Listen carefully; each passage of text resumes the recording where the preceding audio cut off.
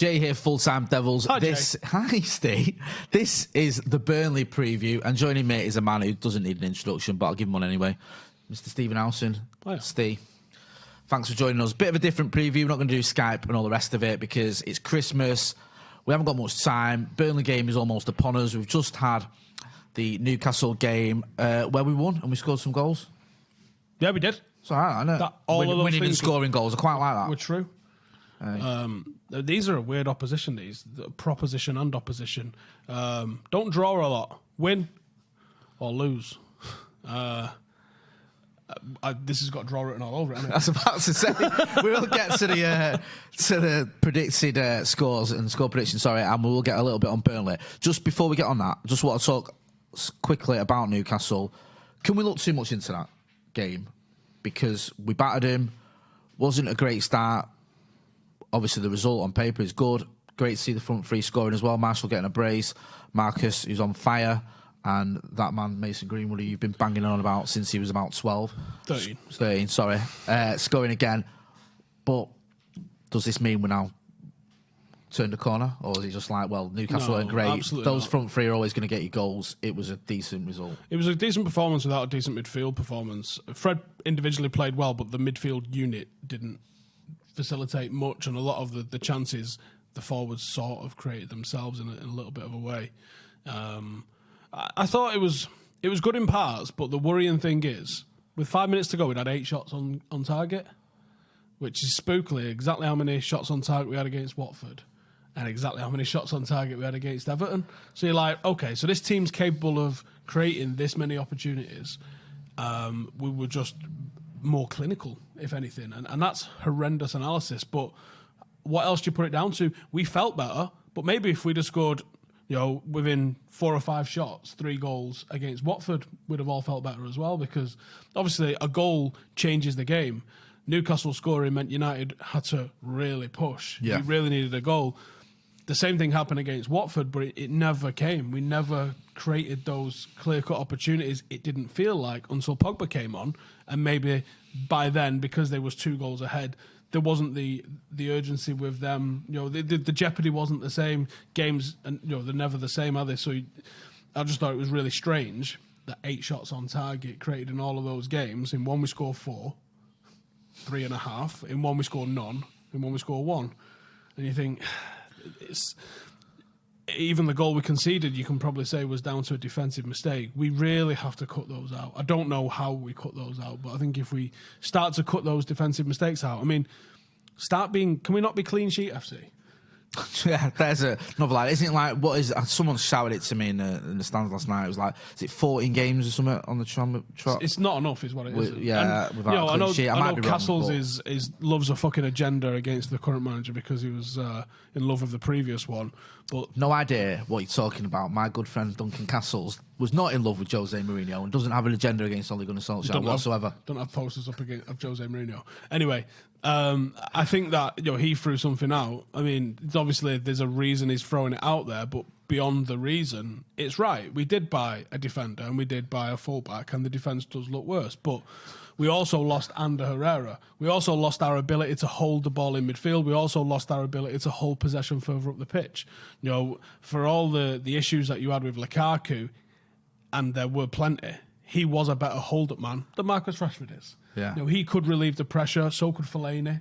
All of these players that we could go direct to, both under Ole and under Jose, you no longer can. So when United lose the ball, it does come back fast.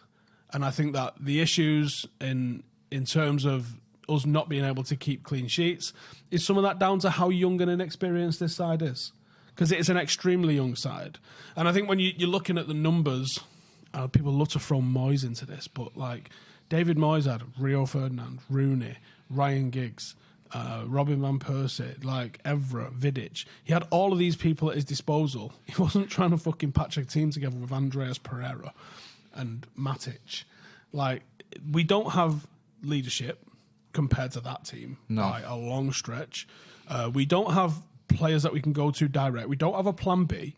And if our plan A doesn't work, and our plan A is counter-attack, which I don't see as a negative thing, to be honest. A lot of Sir Alex's great teams were counter-attacking teams that would soak up Look pressure. at those goals you always look at from the Fergie era that we like to see. on social media. A lot of them are counter-attacking goals. Yeah. The best ones are counter-attacking the famous, goals. Rooney to Ronaldo to Tevez or to Park or whatever. The Panathinaikos 28 passes was a rarity.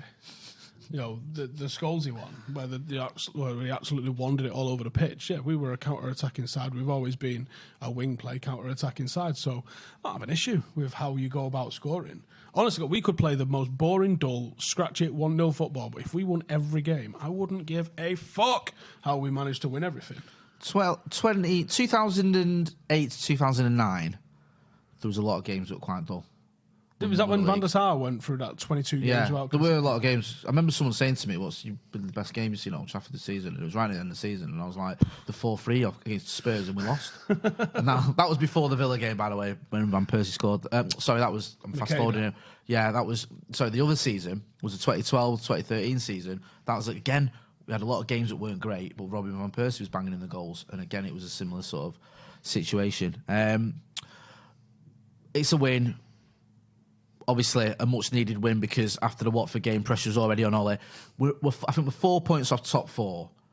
Don't want to get carried away, but we've got to have ambitions as a club in Manchester United. And as you mentioned, yes, players have gone. We've spent a lot of money, though. Surely we've got to be trying to get into the top 4, looking at the top 4 as the ultimate goal. And surely with 4 points off it, it's doable, isn't it? I think we can do it. I think Chelsea are in their real sticky patch that Ole went through probably towards the back end of the last season and fingers start crossed. and middle of this season. They have the run that Ole had towards the end of last season. If they do, they'll be well out of it. Yeah. I'm hoping that Ole's learning things about this squad and he's putting them into play. We just need consistency. It's not going to be about who's the best that gets into the top 4. It's going to be who's the least shit. Yeah. Because Tottenham have got the ability to stink the place out. No, yeah. They had the renaissance when Jose came in, and then they had a couple of bad results, didn't they? Yesterday, against Brighton, before the United game, I watched it, and they've got goal scorers, haven't they? And with Jose, they can defend usually anyway. So if you've got someone who can stick the ball in the back of the net, they're generally going to be all right. I think they're the biggest threat. I think Leicester are probably going to keep enough going to stay inside the top 3. I would expect, unless the wheels really come off with Pep. Or, I don't know, UK anti-doping, maybe go knock on the door. I mean, I'm not suggesting they've done anything, but maybe if they did and they knocked on the door and they found something that could cause havoc. And I think the Scousers are probably going to run away with the league. But whatever. Which means that 4th spot, for me, is open. And I think there's only Chelsea, United and Tottenham going for that. I don't think Wolves will do it. Fucking Arsenal have got no chance. So it's who's the least shit out of that. I think we can be the least shit out of that. Can we put some consistency together? Difficult ask with a young team. I mean, the sad thing for me about this season is... all of it. All of it, apart from the start, the middle and the end. Is, and how it feels. How it feels, yeah, and the football that's involved in it. And apart from all that, it's been mint. But no, how often has Ole had his strongest 11 to pick from? I'd say, is it Wolves away? Is the last time? I don't even know. Because Pogba came on for an injured Scott McTominay, and you'd argue that if everyone's fit, both of them are in your starting 11. Yeah, and he could be a big blow now going into January. I hope that means that we dip in. If we was and ahhing, I hope we dip in now in January. I hope so. United need 3 or 4 reinforcements just to get to the end of the season, let alone to even fucking compete. We need reinforcements just to be able to get through the number of games we've got. Unless he's gonna, unless Jimmy Garner's gonna play 15 games. Well, I was commenting on this last night. I was saying that I think this season anyway. I think even if it was just, I actually think if it was 2 signings, genuinely, we made 2 January signings, and some of these youngsters, your mate at left back for one, maybe someone in defence, we might be able to get away with that. Because I think we have to be realistic about how many players we're going to bring in January. Yeah, I think a midfielder would be a good idea. And Eriksen's in the news a little bit today. Jose saying he knows where his future lies. I don't think that gives anything away in terms of where he's going to go. But I wonder if Matic is pining for Jose and Jose's pining for Matic. I don't know why, but if that's a little thing that's going on. Because on one hand I go, Jose's going to know he's directly strengthening a rival and it's us and he's not going to want to do that. On the other hand, he's like, I really want Matic. That's how I get Matic. Maybe we can do a deal. So I'm you might really have that thing as well. Is Jose thinking, don't worry about Ole. I'll finish above him. Do you know what I mean? He might have that little bit of arrogance, which is, you know, I don't know. I'm suspicious that Jose might be a little bit arrogant. I don't know. Maybe I'm just being crazy. But yeah, he might feel like that. He might think, yeah, they can have Eriksen and I can live with that. So he might, yeah, because he's done it before. He goes in somewhere, doesn't he, and I think he just randomly spins around wherever he's ended up pointing and he's like, we're going to have an argument and you're going to fuck off, okay? Schweinsteiger, anyone? Just loads of players. Like, his entire didn't rate him literally straight away, did he? For no reason whatsoever. Yeah. I just didn't get that at all. Yeah. Just was having none of it with him. He just decides someone's getting ostracised. I don't know if it's his like alpha move to like. He did it with Shaw as well, didn't he? But Shaw just took it, basically. I know, like it's not your favourite topic, but in terms of like the way Chelsea treated him, most players would have been like, you know what, I don't need this in my life. I'm off. But because it went on for like a good 18 months, didn't it? Of like proper criticising him in public. And I know you're not allowed to criticise Luke Shaw, judging by the comments on the Fancam yesterday, but the fact of the matter is, every single manager, including everyone's favourite, Pochettino, has said Luke Shaw doesn't apply himself, he's fucking lazy. And, you know, there's so many things wrong with Luke Shaw, which I think show in his game. I really do. And I think we can massively improve on him. Is he the biggest problem at the club? Probably not. But he's a fixable problem. So that's what I think you spend brain energy thinking about. Like, is Wan-Bissaka going to get dropped? No, because who's pushing him? Ethan Laird? Maybe. But like the evidence isn't as strong for Ethan Laird to take over Wan-Bissaka as it is for Brandon. No. Yo, I'd love to see Dylan Levitt given the opportunity in midfield. Is that going to happen? No. Is he going to be enough to take us? Like, we literally do probably need to sign someone like an Ndidi or probably someone like an Eriksen or both, like to have a midfield that's comparable to even what Lampard walked into at Chelsea. Look at that fucking midfield. You saw it when Jose came to town with Spurs, and I think, forgive me, I'm getting this the wrong way round, but there was substitutions in midfield going on, Sissoko and Eriksen, and you're looking at it and you're thinking, and on Ndombele, and you're looking at it and you're thinking, they've got options. Yeah. We've got Liverpool at Old Trafford started with one midfield, made 3 midfield subs. You know, and we want to do that. We have to play children. We have to play kids. One of the ball boys going to have to go on with his boots. Go on. You got your shinies with you. Go on, son. Never mind GCSEs tomorrow. Just crack on. So yeah, it's true. It is frustrating, and the sad thing for me is, I do think the players that you mentioned, especially Ghana, from what I've seen, to be honest with you, Ghana and Levitt. Let's be honest. I don't think they're that far away. I just don't think they're there yet. So it's like, you know, a season or two, then there'll be great options for us. Yeah, I think a good loan signing. Not at the minute. I think a championship team pushing for a playoff spot is where you'd like those top tier sort of prospects to go. And I'd put Laird, Garner, Levitt, Galbraith, all of them lads into that.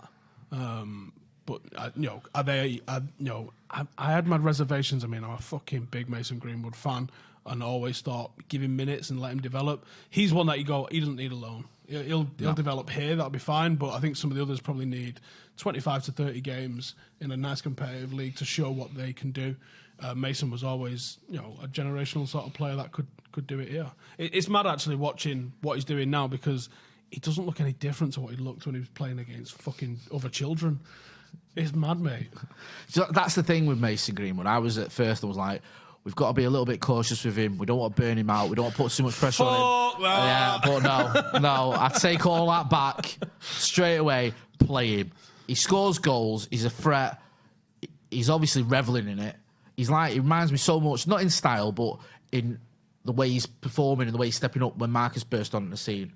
And it was like, I'd say more so. Yeah, because Marcus burst on the scene, didn't it? Because we had like 6 injuries to strikers. Even Will Keane came on and got injured. Yeah. Preston, I think it was, did his knee and was out for the season. And it was like, yes, Van Gaal likes young players anyway, but he literally didn't have a choice. He just like, right, that's the only one who's fit. And Marcus just kept scoring goals. And can you imagine if we'd have gone into the Etihad and said, let's not play Marcus, it's too big a game, City away, let's rest him. No, just play him. Just play Mason. He's banging him in.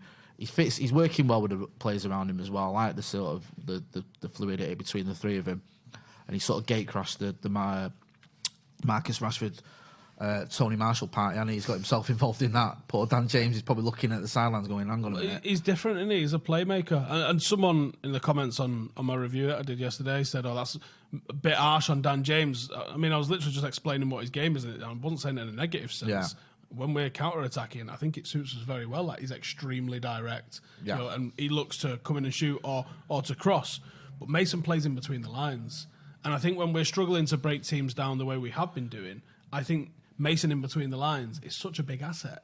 It's such something that we can utilise more than that direct sort of run. Like, I couldn't ask Dan James to hold the ball in between the lines and try and pick a pass. It's not his game. But Mason, the ball's velcroed into his foot because his touch is ridiculous. His feet are so quick, aren't they? And sometimes you can sense he's got that little bit of swagger where he's just doing it to show off a little bit because he doesn't always need to do it. Good. Which is fine. I'm not knocking that. We've watched garbage for so many years. If he wants to mess about and do tricks like that, I'm all for it. He's not hurting anyone. And it gets the crowd going as well. So, yeah, I love all that. And I think, sort of what you're saying there as well with Dan James, I think you might have said this in the past about him. It's almost like you bought him as a player. Is it you that said he bought him as a player that would suit Lukaku? I've heard that sort of argument. No, I don't think he would have suited Lukaku. Or he would suit more of an out-and-out striker, a poacher, someone who's going to get into the box a lot more. Possibly. Because he's so quick and he gets down the wing and he can whip it in. Whereas Martial and Marcus tend to drift back a little bit, tend to hold back a little bit. So in that sense, I think I can see how Mason fits in a little bit. I think it also suits better. Nicely for Haaland. I think Haaland, if he comes in, is going to be a real treat. I'd love to see that. Just, another youngster who's only going to get better. It is ridiculous. When you think about it, we can... You just got to have the patience to ride out. For want of a better expression, ride out. Whether this storm of every now and again you're going to get a really bad result where you're like Watford and you're like, can we stomach it? But I think you can see long term, there's a good team here, good young team. When you mention like Savannah Wan-Bissaka, when you mention all the youngsters you've talked about coming through the academy, and plus Axel, yeah, no mention. 22, is he 22 now? 22 or 23. He's always old then. 22, he's past it. Scrappy. Yeah, that's what I mean. It's mad. Like Marcus is 22 and people talk about him like he's 30. But this is the only season Marcus has been playing consecutive back-to-back starts. Under Jose, that wasn't the case. It annoys me as well because he played every game, but he'd be benched and the first subbed off. But that's not the case no more. No, and I think with Marcus for Jose, it sits a lot of boxes for him. It was like, I'm giving a youngster a chance. I'm playing someone from the academy. Oh yeah, he's only getting 12 minutes, but he's played. Do you know what I mean? And it was like, I've shifted him out well out wide on the wing, and not like he is now. I mean, like as a winger. Oh, but he's still playing. And I think that's another thing as well, because people then throw the stats at Marcus. Oh, you've had 20 appearances and you only scored 2 goals or whatever. When if you look at how many minutes he's had and where he's played, it doesn't always tell you the full story. Marcus was never the most prolific anyway. Even coming through the academy, he was like just under a goal every 2 games. It wasn't ridiculous. It wasn't more than a goal a game, which Mason has done. Yeah. And that was the excitement. I said at the time of him coming through, what Mason's done is way better than what Sancho had done. Sancho had a record similar to Marcus coming through the academy. Now, you can't compare the Bundesliga in that Dortmund side to playing in this United side. I think the England squad's probably going to be a better indicator of how they do, or if they ever eventually play for the same club, I think you'll see. I think Sancho's a great talent, but I still think Marcus is ahead of him. And I don't think Greenwood's far off him. I think if Mason Greenwood was playing for Dortmund at the minute, people wouldn't have pants on talking about him. I don't think I'm talking out of school here. I know there was a German team tried to get him on loan. United fucking laughed at him. Please. It's not and going. It wasn't even a big team either. It wasn't like Dortmund or someone. It wasn't like It was Mönchengladbach. Really? So, I can't imagine that went down well. United were just like... And this is... I think it might have been last January. Right, really? Yeah, and they was like, I don't fucking think so. Well, when did he... Yeah, because was it Cardiff his debut? And for those of us who weren't well versed on him, we all knew his stats. I hadn't seen a lot of him. I'd seen a little bit of him. But even against Cardiff, I know it's Cardiff, they're already relegated, but they still beat us, and he was our best player. Do you have like 7 shots or something? Yeah. Fucking nuts like that. And it was like, you looked at him, you thought, the one player who's not embarrassing himself today is this young kid who's 17, who's making his debut. The rest of him looks fucking bang up. I'm not so sure. He's going to end up that Robin van Persie style number 9, but he's going to spend 2 years playing wide playmaker, wide forward, coming in on his left foot, learning his trade a little bit, because he hasn't got all of those runs down as a number 9. I would love, if we could get a GoFundMe to just hire Robin van Persie for 6 weeks in the summer, just to go and fucking live with him and just teach him the ways of a number 9. Can't we just put him on the coaching staff? I'm sure we could. I mean, it's not like we're not hiring loads of ex-players. Why not? Robin, anyways. or maybe make him director of football, or at least get him in for the interview. We seem to be doing that every other month, getting an ex-player in for the director of football interview that isn't really director of football interview. I think longer term, he grows into his frame. He ends up as a right big fucker, like someone who can hold a defence off, not Mark Hughes style, but like someone who can hold himself off a little bit. And I think the fucking finishing ability and the touch on him is outrageous. I just think he's going to score goal after goal after goal. It's great as well because I'm not saying the players need it because I think all the players are motivated, but it does make you raise your game a bit if you're someone like Andy Marshall or Marcus Rashford and you see, I'm going to make this kid's coming on and he's absolutely banging him in and he he's doesn't playing, give a fuck. I don't even know if he likes football. I think he's more asked about Fortnite. Seriously. Kids today, eh? I don't think he gives a shit, really, don't. It's mad, innit? I know that's probably why he comes up with but you know pressure. what? There's a few footballers, like I know a few ex-players, as you do as well, who I've sat and watched football with them and they've been on the phone. They've not even looked up at the game. They're not asked. It was, they're very good at it. Doesn't mean they like it. Do you know what I mean? Quickly, onto your predicted 11 for the Burnley game. We saw Ole make a few subs and send people down the tunnel straight away. So that obviously, for me, hints that they're going to be figuring. So I'll let you do yours first, and then I'll do mine based on yours. I'm going to go. I don't know. Do you want me to do mine first? What you think? Or are you all right?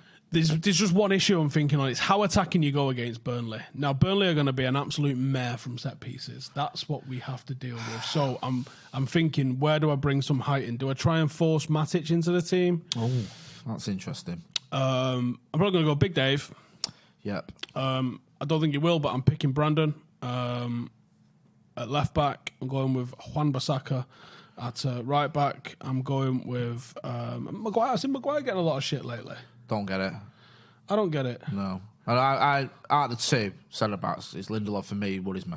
Yeah. If I'm being honest. Yeah. I do. He's all at sea. Yeah. And I know you don't agree, but he was my player of the year last year, but I just think this year's been shocking. It should have been Pogba, but out of the nominations, it was... Yeah, I thought over the period of the season and his consistency, I thought he was, but this season, he's had like 3 good games out of 18 or whatever. It's the way he gets dragged out of position. I think that's the most worrying thing is that he gets dragged out of position, doesn't commit, like Wan-Bissaka just goes, I'm just going to tackle you now. Yeah. And then gets caught in that weird no man's land where it doesn't help or it just does nothing. I don't think he's helped as well by a little bit of uncertainty from his keeper. It doesn't seem to be a good sort of communication between him and Dave. I mean, I've seen a lot of people saying, like, fucking drop De Gea, and I think he's probably earned the right to ride out this storm just a little bit. Yeah, I did ask the question after Watford, if I'm being honest, because I was a little bit like... It's 2 weeks on the bounce. You've met a clanger. I just feel, I don't know, I know people go, so reactionary and melodramatic, but... It's just a question. I just, relax. Romero, if you look at it, David's shot stopping is probably better than anyone. But Romero's not that far behind him and he's far ahead of him in terms of distribution and commanding his area. So that's my argument. If you were to do the sort of the average of and all if you that, look at who's played for Argentina the most, Romero hands down. Yeah. I don't even think De Gea's played for Argentina. And who's got the darker hair. Yeah. And who's got the better chance? Who's played more with Messi? It's Romero. How many times has Messi scored against Romero at international level? None. What's that? How many times has Aguero? None. So what's that tell you? Yeah. And who grew up with posters of Maradona on his wall? Probably Romero. So there you go. So that's it. I'm going to go with Pogba and Fred in midfield. And this is why I wanted to possibly bring a Matic into this and go over midfield 3. Because I want to let them two try and play ball a little bit. So that's what I'm going to do. I'm going to bring Matic in for a little bit of steel, bit of Nemanja, and let Pogba and Fred go and do a bit of ball playing. Rashford on the right. Mason Rashford on the left. I pointed left. I said right. You George W. Bush. The right hand's not telling the left hand what it's doing. Do you remember when he did that? He was mad. He was. I would say Mason on the right for the same reasons we've all previously said. In terms of ball playing, I think you're going to need that against Burnley. Although if we did go over midfield three, I think you could use James. I think that'd be fine. Yeah. And then Tony Marshall up front. Tony Marshall scores again. Right, just to be a bit different, I'm going to go. I'll pick Matic. Mind you, I don't even have to be. different. Yeah, I don't have to be that different. Even being honest, I think the only thing is we know that Scott's out, obviously out. So I'm going to go. I know that I'm not right. We have this discussion, me and you, every time we do one of these together. I'm just picking who I think is going to start, not who I want to start before you start throwing punches at me, because your boy's not in the team and the man you don't really like is. I'm going to go with Spanish Dave in goal, left back Ashley Young. What? I think he will. Reason? I think he will pick Ashley Young. Right, we have done this, me and you, now for years, and I'm telling you now, I think Ole Gunnar Solskjaer. Yeah. Fucking yeah, baby. I'm telling you, I think he'll pick Ashley Young. You may, argue that he won't. Fair enough, but I think he will. I'm not saying he should. I think he will. I would have Brandon Williams in there. I'm not just saying that because you mate. I would, but I think he'll pick Young. At centre back, I don't think he'll break up the centre back pairing. I thought Suanzebe might have come in last game, but he didn't, so I don't think he's going to change it now. I think I would like to see it, but I don't. Yeah, so I think. In fact, Jones on the bench against Watts, it was a weird one. Yeah. What's going on now? Has he had injury issues to Suanzebe? Because he's had it. I'm aware of. Right, so he's just not. Don't fancy him, which is bizarre to me. But there you go. So I'm going to go with Lindelof and Maguire, right back, same as you, Aaron Wan-Bissaka. Midfield, we know that Fred and Pogba are going to play. I'm going to go with Jesse. I just think it gives you a bit of zip, and I think Ollie might fancy that against a well-organised, hard-working Burnley team. And my front three is...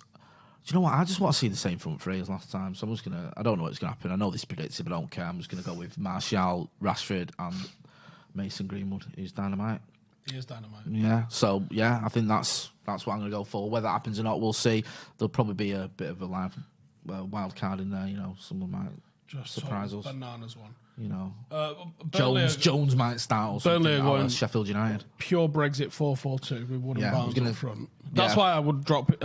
Normally, if it was Burnley the way they play, I would just go with. I wouldn't even go with a three-man midfield.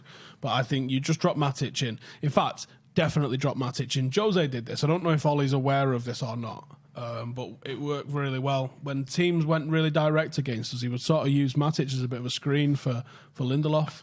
Joe aerially. Yeah. I think having Maguire, Matic, Pogba, and even Rashford, who's figured out how to jump now. Was that his first headed goal since Arsenal? Come on, Statman Steve, you must know this. I can't remember him scoring with his head other than his Premier League debut. He got one against Arsenal on his first game, and I can't remember who scored with his head since then. He's fucking shit with his head. No, he's done one since, I'm sure. Oh, has it? Right, okay, well, that's just blown my comment on the radio this morning out. I'm sure he has. I can't remember it. I can't go, it was that game. He's not exactly prolific with his head. I think we can all agree on that. Yeah, he's shit with his head. I mean, it's weird as well because he's quite tall and he can obviously jump. Yeah. Every time we go direct to him, I'm just like, this is a waste of fucking time. He's so shit with headers. I'd actually fancy winning him in an header. Really? Really would. I mean, I would also definitely pull his shirt. I was about to say, I'd pull his shorts down so when he jumps up, he got embarrassed and then I'd jump and edit. I think I would go with the height that they're going to offer you from a set piece. But then you want to try and hit Fred, you want to try and hit Pogba, and then you want to get it. I actually think Dan James won't be the worst shout ever, to be honest. Because of his height. Because of pace. Because you've got Pogba that would play a crossfield ball 60 yard into the space for him to chase after like a puppy, which he definitely does. Is this it for Burnley in terms of what they offer? Is it just height and pumping balls up to the likes of Wood and Barnes? They're going to try and counter us. They're going to sit off. They're going to try and counter us exactly the same way we would like to do against a bigger side. They're going to be lethal from set pieces.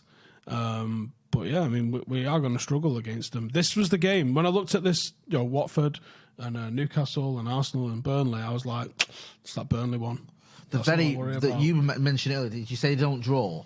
Yeah, well, they have drawn this year, but it's been a while. To, lose the last 12 games or something. I've not watched a lot of Burnley. I saw them against City and they were terrible. I mean, look how Brexit is squadded. Apart from Goodmanson and Peters, like Chris Wood, is he Aussie or New Zealand? I thought Chris Wood and Ashley Barnes were both English, and neither of them are they? Oh, yeah. Ashley Barnes is English. Yeah, Ashley Barnes is. Yeah. Sorry, I stand corrected. So Chris Wood is. But look how like English it is. Even the one that doesn't sound English, James Tarkowski, is actually English. Don't you drink water? Danny, what? Yeah, Aaron Lennon. Danny Drinkwater? Jay Rodriguez. When did that happen? It's literally just hoovered up anyone who's English and like available, aren't they? Jack Wilshere not there? He seems like an ideal. And then like a lot. When Vardy's had enough at Leicester, I think he should go to Burnley. See how his career there. That's Jamie Vardy. Yeah, I could see that. That'd be a great move when he's 37. Hey, and you know that Sean Dyche will still be the manager there. So yeah, I know they're going to be good in the air. Ben Mee and Tarkowski are going to be absolute bullies in there. You know, I would think that. I'm looking forward to seeing Marcus Rashford getting stuck in at Ben Mee. I'm hoping this is going to be. I'm hoping that the small. I mean, we don't have the biggest of squad, but I'm hoping their small squad size, difficult games over the fixture, the Christmas period. You're coming into a slightly tired Burnley, but I'm not 100% confident that's the case. They've had it's been a bit of a weird one for them in Burnley because they're sort of where you'd expect them to be. I think mid-table, but I think they'll probably be a bit disappointed because they've maybe should have kicked on a little bit. Yeah, they're established now, aren't they, in the Premier League? From where they the heights that they reached, 60 came 1 year or something. They got into the Europa, didn't they? So after that, yeah, you would probably hope that they would have kicked on a little bit, but they've lost some decent players. They've had some decent players move on, and they've not reinvested that money in the slightest. And it's a weird one because they do obviously get pretty similar money to United from TV revenue and stuff like that. I can't imagine Turf Moor costs much to keep it up at all. Bit of burgundy paint every now and then. You spend a lot of money on Sean Dyche's strepsils. Yeah, loads of it. I interviewed. That's an absolute tapping of a sponsorship, isn't it? Yeah, think about it. Cough mixture for Sean Dyche. I interviewed him once, and I never heard him speak before. I interviewed him just after. Well, you're right, mate. Burnley. Well, Burnley just been promoted, and this is when I was a Lancashire reporter. So we started talking, and I went, "Oh, out celebrating last night, were we?" And he went, "No." And then I realised he speaks like that all the time. It wasn't just because he'd been shouting, so I was like, oh, right, no, this interview's going to be long. Right, moving swiftly on to score predictions. I feel like 1-1. Don't stay, come on. Bit of positivity.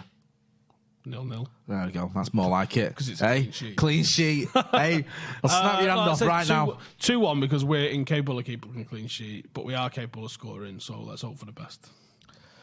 I'm going to go with a goal fest of 1-0 to United.